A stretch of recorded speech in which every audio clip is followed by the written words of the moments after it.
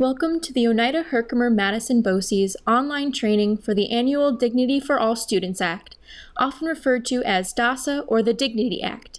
This is a state-mandated training to all school employees, including but not limited to teachers, administrators, monitors, aides, bus drivers, coaches, custodians, cafeteria staff, and hall monitors. The Dignity for All Students Act was established to protect all students from harassment, bullying, and discrimination. It became effective on July 1, 2012, and was amended to include cyberbullying, effective July 1, 2013. The Dignity Act was signed into law by former Governor David Paterson.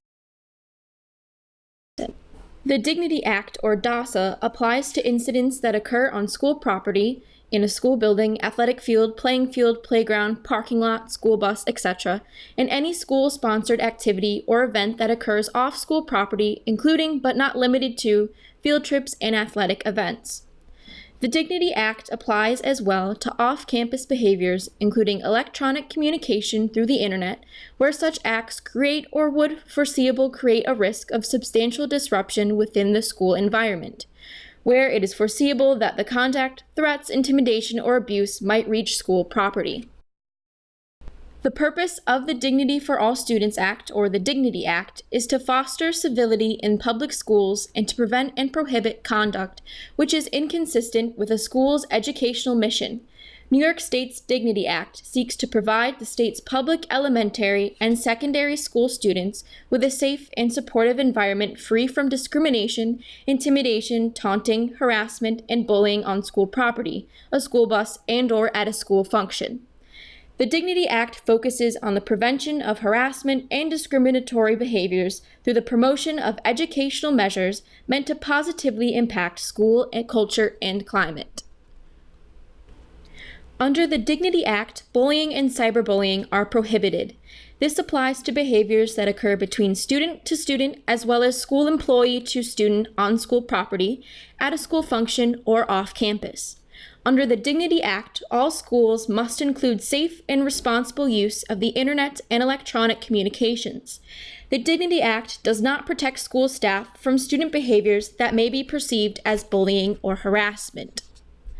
All student instruction should support the development of a school environment free of discrimination and harassment. Instruction should include components on civility, citizenship, and character education. School employees are required to be trained on the Code of Conduct. The Dignity Act also requires schools to collect and report data regarding material incidents of discrimination and harassment. The Dignity Act requires that the Code of Conduct include provisions prohibiting discrimination and harassment, as well as to address remedial responses to discipline, and place the focus on correcting the reasons why discrimination or harassment has occurred. Schools are encouraged, when appropriate, to use a wide range of intervention measures to address discrimination and harassment, including restorative practices, conflict resolution, peer mediation, and counseling, rather than over-relying on exclusionary methods of discipline such as suspension. Bullying has been described as, quote, unwanted, aggressive behavior that involves a real or perceived power imbalance. This behavior is repeated or has the potential to be repeated over time. Bullying generally involves the following characteristics: an imbalance of power. Students who bully others use their power, such as physical strength, access to embarrassing information, or popularity to control or harm others. Power imbalances can change over time and in different situations, even if they involve the same people. The intent to cause harm. Determining the intent of an individual who demonstrates bullying behaviors may be difficult. The perception of the person who is the target of those behaviors should also be considered. Repetition. Bullying behaviors generally happen more than once or have the potential to happen more than once. Cyberbullying is defined as bullying that takes place using electronic technology. Electronic technology includes devices and equipment such as cell phones, computers, tablets, and gaming consoles, as well as communication tools including social media sites, text messages, chat rooms, and websites. Unlike traditional bullying, cyberbullying crosses all geographic boundaries. Cyberbullying allows an aggressor to cloak his or her identity, and the victims may not know who is targeting them and why. Some examples of bullying include, but are not limited to, verbal, name-calling, teasing, inappropriate sexual comments, taunting, and threatening to cause harm. Social, spreading rumors about someone, excluding others on purpose, telling other students not to be friends with someone, and embarrassing someone in public. Physical, hitting, punching, shoving, kicking, spitting, pushing, and taking or breaking someone's personal property. According to the Center for Disease Control, Preventing Youth Violence 2017, 1 out of 5 kids are bullied. Every 7 seconds, a child is bullied.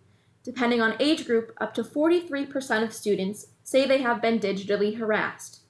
An estimated 5.4 million students skip school at some point in the year due to bullying, according to the Cyberbullying Research Center. According to the Center for Disease Control and the Cyberbullying Research Center, students who are bullied are at risk for feelings of depression, anxiety, and isolation. Low self-esteem, poor school adjustment, sleep difficulties, physical illness, and suicidal thoughts.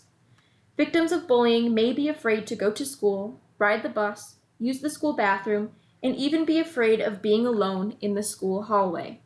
Under the Dignity Act, covered protected classes include, but are not limited to, actual or perceived, race, color, weight, national origin, ethnic group, religion, religious practice, disability, sexual orientation, gender identity, or sex. The intent of the law is not to be exhaustive.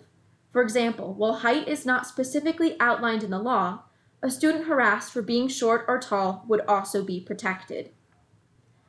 Under the Dignity Act, each building is required to have at least one Dignity Act coordinator, or DAC. Although schools may have more than one, the DAC is designated by the school board. The DAC must be available to students and other employees for consultation and advice as needed. The DAC should have a designated email address as well as their contact information posted in high traffic locations of all school buildings, including schools, administration offices, bus terminals, etc. In the event that a DAC vacates their position, another school employee shall be designated for an interim appointment of the DAC, pending approval of a successor DAC by the Board of Education within 30 days of the date the position was vacated. In the event a DAC is unable to perform their duties for an extended period of time, then another school employee shall be immediately designated as an interim appointment of the DAC, pending the return of the previous DAC to their duties. The DAC must be thoroughly trained to handle human relations in the areas of race, color, weight, national origin, ethnic group, religion, religious practice, disability, sexual orientation, gender, and sex. The DAC will conduct interviews and investigate each reported incident promptly and thoroughly. Retaliation is prohibited against anyone making a report or assisting with the investigation. The investigation shall include separately interviewing all involved, including the target, the aggressor, and any witnesses. The Dignity Act coordinators are required to notify appropriate local law enforcement when they believe that any harassment, bullying, or discrimination constitutes criminal conduct. In the event that an alleged incident is founded to be a material incident of bullying and/or harassment, a prompt plan for change shall be implemented. The plan can include providing resources to outside agencies for counseling or other resources to support students and persons in parental relation. In addition, the DAC at each school will regularly report data trends of reports to the superintendent. It is recommended this be completed each semester. All schools must provide contact information for the building and district DAC.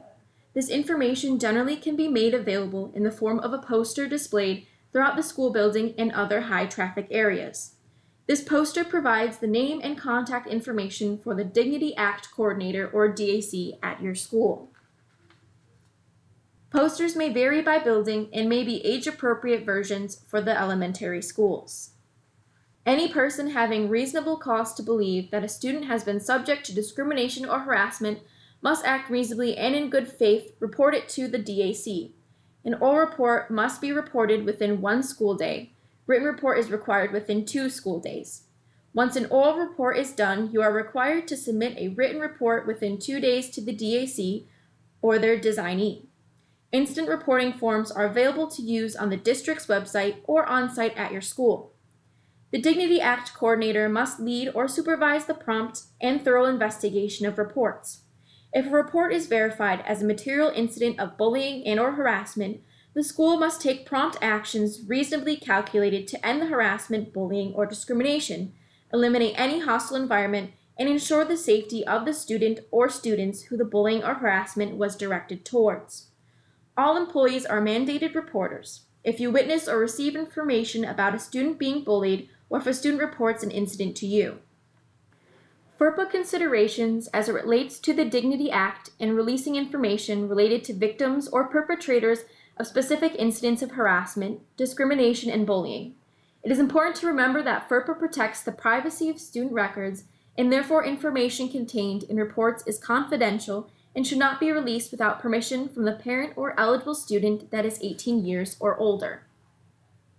Bullying and/or harassment can impact both the emotional and physical health of a student. Although the signs and symptoms of the impact can vary from student to student, an awareness of changes in behavior and mood may include unexplainable injuries, lost or destroyed books, clothing, electronics, or jewelry, frequent headaches or stomach aches, declining grades, absenteeism.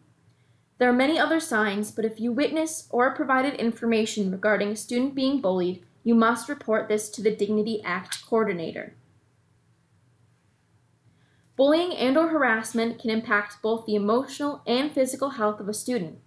Although the signs and symptoms of the impact can vary from student to student, an awareness of changes in mood may include unexplainable injuries, lost or destroyed books, clothing, electronics, or jewelry, frequent headaches or stomach aches, declining grades, absenteeism. There are many other signs, but if you witness or are provided information regarding a student being bullied, you must report this to the Dignity Act coordinator.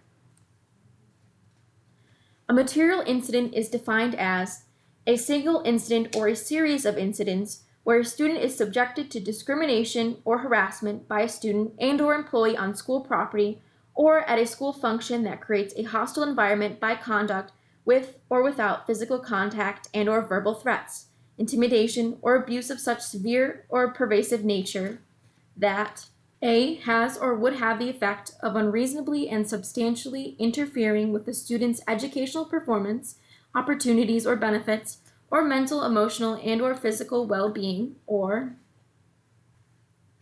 B. reasonably causes or would reasonably be expected to cause a student to fear for his or her physical safety.